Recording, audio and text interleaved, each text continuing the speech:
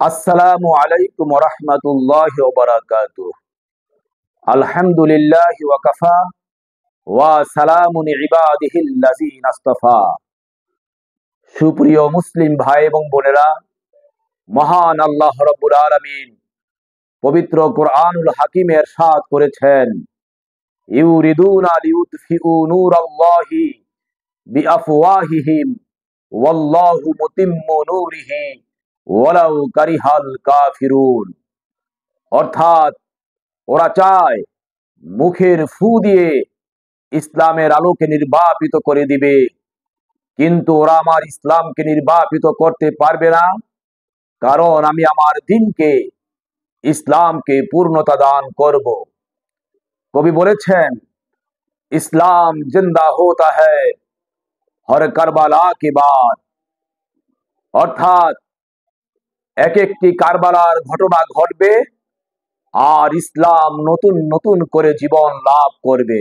ভারতের তথাকথিত হিন্দু ধর্ম প্রচারক রামগীতি মহারাজ আমাদের প্রিয় নবী হযরত মুহাম্মদ সাল্লাল্লাহু আলাইহি ওয়াসাল্লামের বিরুদ্ধে অবমাননাকর কথা বলেছে, যা মুসলমানদের কলিজায় আঘাত করেছে। এমনকি ইসলামের বিরুদ্ধে বিতর্কিত মন্তব্য করেছে, মুসলমানদের মসজিদে গিয়ে হামলা করার হুমকি দিয়েছে।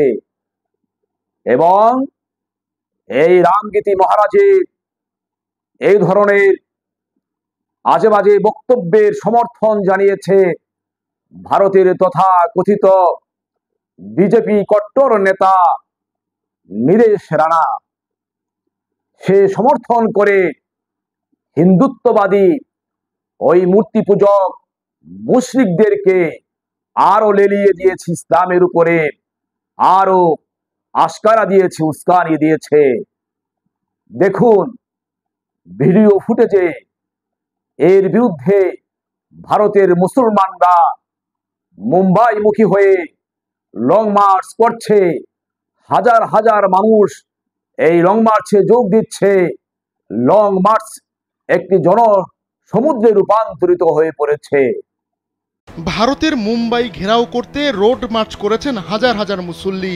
অল ইন্ডিয়া মজলিসি ইত্তেহাদুল মুসলিমিন দলের সাবেক সংসদ সদস্য ইমতিয়াজ জলিলের নেতৃত্বে এ পদযাত্রা কর্মসূচি পালিত হয়েছে। মঙ্গলবার ভারতীয় সংবাদ মাধ্যম টাইমস অফ ইন্ডিয়া এক প্রতিবেদনে তথ্য জানিয়েছে। প্রতিবেদনে বলা হয়, ভারতের মুম্বাই ঘেরাও করতে এর রোড মার্চে বিভিন্ন রাজনৈতিক দল ও সামাজিক সংগঠনের নেতাকর্মীরা অংশ নিয়েছেন। সোমবার সন্ধ্যায় তারা শতাধিক গাড়িতে ছত্রপতি সম্ভাজিনগর থেকে মুম্বাইয়ের উদ্দেশ্যে যাত্রা করে।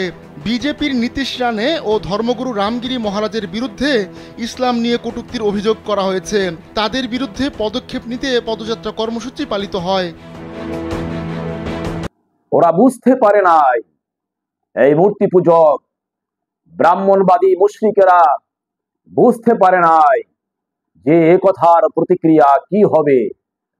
আজকে ভারতবর্ষে এমনকি সারা বিশ্বে মুসলমানরা ফুঁসে উঠেছে, প্রতিবাদের ঝড় উঠেছে।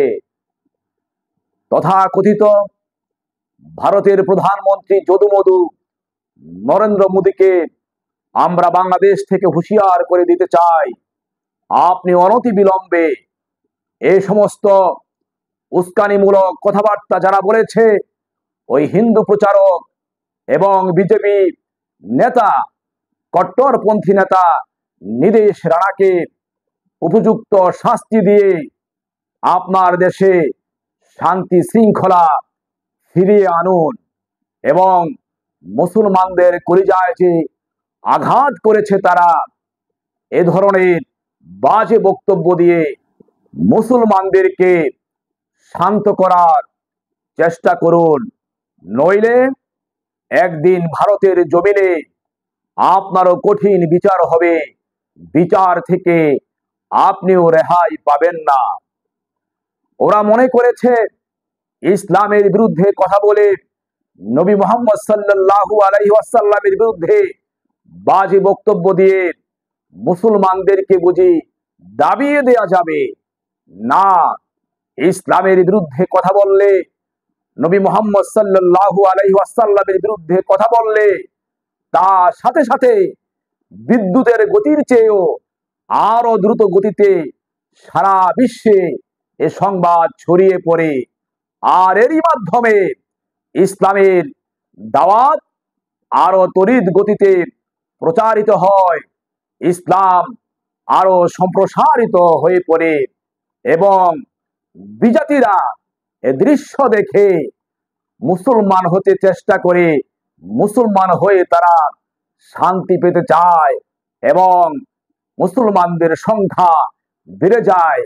এভাবেই ইসলামের বিজয় হবে, এভাবেই ইসলামের বিজয়ের মাধ্যমে সারা পৃথিবী একদিন মুসলমানদের করায়ত্তে আসবে, মুসলমানদের নিয়ন্ত্রণে আসবে, মুসলিমরা একদিন সারা বিশ্ব শাসন করবে ইনশাআল্লাহ।